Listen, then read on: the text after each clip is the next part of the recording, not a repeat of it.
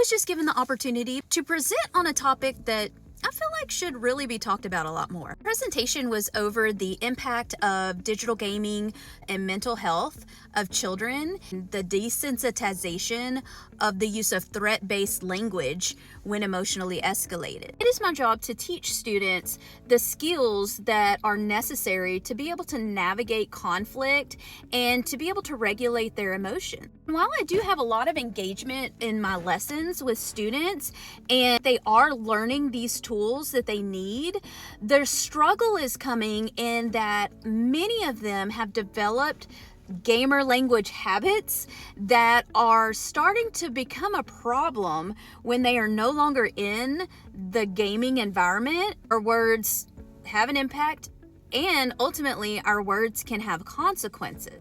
In my February counselor lesson, we read a book called Taste Your Words, The Importance of Thinking Before We Speak and not just letting everything fly that comes to our mind. Noticed a pattern that language that is used is not always kind, encouraging, and uplifting. What goes in here is going to come out here. They start to get in the habit of talking that way anytime they get into a conflict or they get upset. And the problem can happen whenever we're no longer in the virtual world, but we're in the real world, and we say those types of things to appear, and those words have real world consequences. So it's very important to think before we speak, to taste our words and recognize that the language that's used in the gaming world is not appropriate to use in the real world because it can leave you with real world consequences.